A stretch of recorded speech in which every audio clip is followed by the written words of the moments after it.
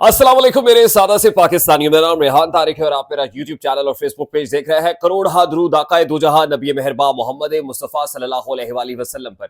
इस दुआ और इस उम्मीद के साथ इस व्लॉग का आगाज करते हैं कि अल्लाह रब्बुल इज्जत इस मुल्क के फैसला साजों के दिलों में सादा से पाकिस्तानियों के लिए नरमी पैदा कर दे। मेरे सादा से पाकिस्तानियों, आपने कमाल कर दिया है। अगर मैं कहूं कि आपने हैरान और परेशान कर दिया तो यह कहना गलत नहीं होगा। इतनी बड़ी तादाद में निकले हैं। टर्नआउट कैसा रहा है, टर्नआउट से मुतालिक डिटेल्स आपके साथ इस व्लॉग में शेयर करेंगे। और इस वक्त बड़े बड़ों की नींदें हराम हुई हुई हैं। बस आपने एक दुआ करनी है कि ईएमएस ना बिठा दिया जाए। जैसे आरटीएस बिठाने की बात की गई थी, ईएमएस ना बिठा दिया जाए तो एक बड़ी प्रेस कॉन्फ्रेंस हो सकती है, एक अलार्मिंग बात हो सकती है। और अभी तक वो जो बड़े पुरसुकून बैठे हुए हैं, अब से कुछ देर में वो तबले जंग भी बजा सकते हैं।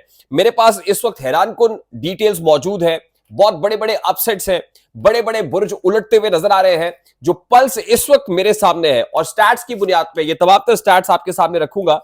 टर्नआउट से मुतालिक तमाम डिटेल्स भी आपके सामने रखूंगा। दिन भर जो प्रोसेस होता रहा उस पर अब किसको चुप लगी हुई है। बस आप दुआ कीजिए कि उस अंदाज में, जिस अंदाज में जल कमर जावेद बाजवा को रात की तारीकी में फोन करके रो के आंसू बहा के कहा गया था कि भाई चेपियां भी लगाए, कुछ भी करके मुझे जितवाए, बस मेरी बस हो गई है। तो मैंने आपको दिन में ही बता दिया था कि साड़ी गल हो गई है से साड़ी बस हो गई है तक का सफर है।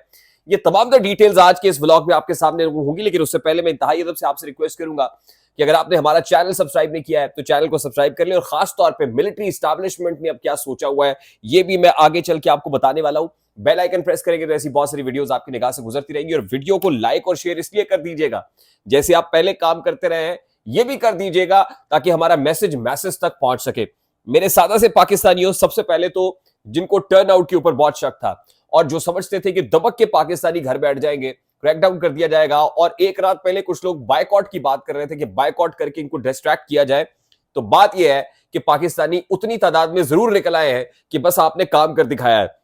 और बड़े बड़े हलकों से बड़े बड़े बुर्ज जो है वो उलटते हुए नजर आ रहे हैं। मैं सबसे पहले टर्न आउट आपको बताऊं कि 1970 में जब इलेक्शंस हुए थे, और जाहिर है ये एक ऐसा इलेक्शन था कि जिसके बाद 90,000 हथियार डाल देते हैं। उस वक्त वतन दो लख्त भी होता है। क्या मामला थे वो इलेक्शन जिसमें पाकिस्तान की हिस्ट्री का रिकॉर्ड टर्नआउट था, एंड इट वाज 57.96%। 1977 में, जिनको हम हकीकी मानों में हमारे यहां जहां से इलेक्शंस गिने जाते हैं, 77 से जनरल इलेक्शन शुरू हुआ, उसमें जो टर्नआउट था वो 54.24% था। 85 में 52.93% था। फिर 88 के इलेक्शन के अंदर 42.75% था। 1990 के इलेक्शन के अंदर 45.17% था। फिर 1993 में 40.02% था। 1997 में ये 35.79% था। 2002 में ये 41.76% था। 2008 में 8 में ये 44.34% था। 2013 में यानी अगर मैं कहूं कि 1970 के बाद 2013 में सबसे ज्यादा टर्नआउट था तो कहना गलत नहीं हुआ। 55.03%, 55.02% माफ कीजिएगा, 2013 में था। और 2018 में ये टर्नआउट 51% था। अभी भी मैं टर्नआउट 2013 और 2018 के दरमियान देख रहा हूं, मुझे अराउंड 54-55% ये टर्नआउट दिखाई दे रहा है जो अभी हुआ है। और ये इतना टर्नआउट है कि जिसमें टर्न द टेबल्स हो सकते हैं। अब वो जो बड़े बड़े हल्के जिसकी मैं बात कर रहा हूं, अभी तक के गैर सरकारी और गैर हतमी नताइज के मुताबिक NA 115 से वो जावेद लतीफ जो नवाज शरीफ का सिपाही गिना जाता है, गर्दाना जाता है जनाब, उसके मुकाबले में Pakistan Tehreek Insaf back independent candidate contest कर रहे हैं खुर्रम शहजाद विर्क साहब। खुर्रम शहजाद विर्क के यहाँ पे जो Pakistan Tehreek Insaf back independent candidate है 539 वोट है, और जावेद लतीफ के महज 85 वोट है। सिर्फ 85 वोट के मुकाबले में 539 वोट। उसके बाद जनाब NA 122 से साद रफीक, ख्वाजा साद रफीक के 322 वोट है, और उसके मुकाबले में लतीफ खोसा जो कप्तान का खिलाड़ी है उसके 587 वोट है। जंग से वकास अकरम Sheikh Pakistan Tehreek Insaf backed independent candidate आगे दिखाई दे रहा है। इस्लामाबाद से बहुत पीछे है पाकिस्तान मुस्लिम लीग नून के डॉक्टर तारिक फजल चौधरी, और हनीफ अब्बासी भी रावलपिंडी से कहीं दिखाई नहीं दे रहे। ये वही हनीफ अब्बासी है जो पोलिंग के वक्त में मोबाइल फोन लेके अंदर चले गए थे और इनको तमाम तर इस्तिस्ना हासिल था। उसके साथ ही मैं आपको बता दूं कि अब तक जो इंडिपेंडेंट कैंडिडेट्स हैं वो मेला लूटते हुए नजर आ रहे हैं। और पीटीआई बैक्ड इंडिपेंडेंट कैंडिडेट्स अभी तक नेशनल असेंबली की तकरीबन 16 सीटों पे पीटीआई बैक्ड इंडिपेंडेंट कैंडिडेट्स आगे हैं। जिस वक्त एज ऑफ नाउ जब मैं ये व्लॉग रिकॉर्ड करा रहा हूं, अभी क्योंकि लम्हा ब लम्हा सिचुएशन इवॉल्व हो रही है, डेवलपिंग स्टोरी है, तो अभी तक पीटीआई बैक्ड इंडिपेंडेंट कैंडिडेट जो है वो 16 नशिस्तों पे आगे है। दूसरे नंबर पर पाकिस्तान मुस्लिम लीग नून 15 नशिस्तों पे, और पाकिस्तान पीपल्स पार्टी 9 सीटों के साथ नेशनल असेंबली की तीसरे नंबर पे है। अब ये जो नतीजा बन रहा है, इससे एक चीज तो बड़ी वाज़ेह हो गई है कि जो दस्त बस्ता गुजारिश नवाज शरीफ साहब ने की थी कि खुदा का वास्ता है आप मखलूत हुकूमत की बात ना करें, तो नवाज शरीफ साहब के ये ख्वाब तो चकनाचूर हो गए हैं, क्योंकि जिस बड़ी तादाद में रिजल्ट आते ही इंडिपेंडेंट कैंडिडेट्स आगे दिखाई दे रहे हैं, तो उससे ये जो मखलूत हुकूमत वाला ना होने वाला ख्वाब है ना मियाँ साहब का, ये तो पूरा होता हुआ दिखाई नहीं दे रहा। और फिर वो कहेंगे कि मुझे क्यों बुलाया। अब मियाँ साहब बुलाने के बाद नाते तोते रह जाएंगे। और मैं आपको बता दूं कि पाकिस्तान मुस्लिम लीग नून के लिए बाइस शर्मिंदगी भी होगा कि आप सिंपल मेजोरिटी नहीं ले पाए, बावजूद इसके कि हर तरह की रियासती सपोर्ट आपके साथ है, हर तरह की रियासती मशीनरी आपके साथ लगी हुई है। आपको लाने के लिए जनाब मोबाइल फोन बंद कर दिए, आपको लाने के लिए उन्होंने ईएमएस के ऊपर सिस्टम ट्रांसफर कर दिया, इंटरनेट बैठा दिया गया। लेकिन बावजूद इसके एक चीज को दाद देनी पड़ेगी कि अभी जो मिलिट्री इस्टेब्लिशमेंट है, मिलिट्री इस्टेब्लिशमेंट ने कैटेगोरिकली पाकिस्तान मुस्लिम लीग नून को, नवाज शरीफ साहब को यह कह दिया था कि भाई अपने जोरे बाजू पे हम जो कर सकते थे हमने कर लिया, अब दोबारा हमसे ये नहीं कहना कि चेपियां भी लगाए और पंक्चर भी लगा के दे, तो जो वो कर सकते थे उन्होंने कर दिया है। और मियां नवाज शरीफ साहब की जो पॉपुलैरिटी है उसका आलम यह है कि आप अभी भी इंडिपेंडेंट कैंडिडेट्स को मात नहीं दे पा रहे। और मैं देख रहा हूं कि बड़े बड़े क्लोज कॉन्टेस्ट भी नहीं है, बड़ी लीड से इंडिपेंडेंट कैंडिडेट्स पीटीआई के आगे हैं। तो इसका मतलब ये तो तय है, अभी जब मैं बात कर रहा हूं एज ऑफ नाउ, तो मैं ये प्रिडिक्ट कर रहा हूं कि Mian Nawaz Sharif is not going to be the prime minister. Mian Nawaz Sharif वजीर आजम नहीं बनने जा रहे हैं, ये मैं आपको अभी डंके की चोट पे कह सकता हूं।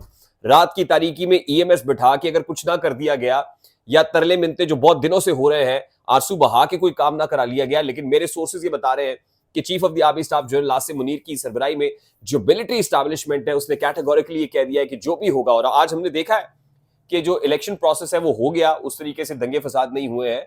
कुछ ऐसे पोलिंग स्टेशन हैं जहां पे वक्त बहुत ज्यादा बढ़ाया गया, झंग की साइड के ऊपर, पंजाब में भी ये मामला हुआ है। और इंटरनेट की बंदिश के ऊपर जो care taker prime minister Anwarul हक काकड़ साहब है, उन्होंने भी इस हवाले से लबकुशाई नहीं की है। और दिखाई ये देता है कि सिक्योरिटी कॉन्टेक्स्ट के अंदर या पर्सपेक्टिव के अंदर ये किया गया, और कोई मेजर ऐसा कोई कैजुअलिटीज या इंसिडेंट्स या कोई ब्लास्ट नहीं हुआ जैसा कि कहा जा रहा था। और कहा जा रहा था कि आग और खून का दरिया है जिसको पार करके गुजरना पड़ेगा। तो एक चीज को अप्रिशिएट करना पड़ेगा कि मिलिट्री इस्टेब्लिशमेंट ने अभी तक जो सिक्योरिटी पॉइंट ऑफ व्यू से इस फ्रंट के ऊपर बहुत अच्छा काम किया है। और हमारे जरा ये कंफर्म कर रहे हैं कि जो भी नताइज होंगे वो उसको बैक करेंगे, सपोर्ट करेंगे, लेकिन अमल दखल उनका जो आएगा वो हुकूमत साजी के अंदर आएगा, कॉम्पोजिशन में आएगा कि कहां पे क्या चीज बदलनी है। फॉर एग्जांपल किसकी झोली में कितनी सीटें इंडिपेंडेंट्स की डालनी है।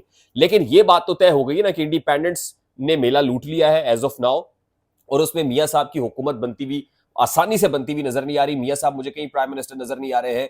ये एक चूचू का मुरब्बा नजर आ रहा है, एक चूचू का मुरब्बा है जिसमें शहबाज शरीफ साहब तो कहीं ना कहीं लीड कर सकते हैं, मियां नवाज शरीफ की कोई जगह नहीं है। और उसके बाद पाकिस्तान पीपल्स पार्टी का जो किरदार है वो भी बड़ा क्रूशल हो गया है।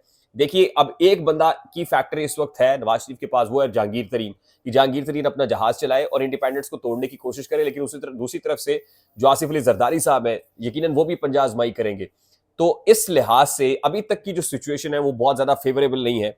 और मैं ये देख रहा हूं कि रात को बड़ी प्रेस कॉन्फ्रेंस भी हो सकती है, और उस प्रेस कॉन्फ्रेंस में वो लोग जिन्होंने अभी तक इलेक्शन प्रोसेस के ऊपर कोई एतराज नहीं उठाया था, सबसे पहला एतराज उनकी तरफ से आ सकता है। सबसे पहले वो धड़न तख्ता कर सकते हैं। एक मैं बड़ी प्रेस कॉन्फ्रेंस आज 12 बजे के अराउंड देख रहा हूं, क्योंकि मिलिट्री एस्टैब्लिशमेंट ने जब एब्सोल्युटली नॉट का नारा लगा दिया, अगर सुर्ख झंडी दिखा दी, तो फिर कोई और चारा नहीं बचेगा सिवाय इसके कि आप आके बड़ी बड़ी प्रेस कॉन्फ्रेंसेस करें और बड़े बड़े दावे करें, एहतजाज रिकॉर्ड कराएं, और बिल्कुल आप उसके बरक्स आके जो है ना, मतलब आपने सबसे पहले तो पूरी की पूरी कैंपेन इस बेस के ऊपर की है कि आप ही आ रहे हैं और जिस अंदाज में आ रहे हैं वो गज वज के आ रहे हैं। लेकिन मुझे ये लगता है कि आने वाले चंद घंटे बहुत इंपॉर्टेंट होंगे, यकीनन उस वक्त भी आपके सामने आएंगे और जो रीसेंट डेवलपमेंट्स होंगी, अपडेट्स होंगी, आपके साथ शेयर करेंगे। आई होप कि अभी तक की जो इत्तलात है उसको आप लाइक और शेयर जरूर करेंगे, हमारा मैसेज जरूर पास ऑन करेंगे, और अगर बेल आइकन प्रेस करेंगे बहुत सारी वीडियोस आपकी निगाह से गुजरती रहेंगी। अगर आप हमारे चैनल पे नए हैं तो चैनल को सब्सक्राइब जरूर कर लीजिएगा। मुझे रेहान तारिक को इजाजत दीजिए, अपना बहुत सारा ख्याल रखिएगा। अस्सलाम वालेकुम।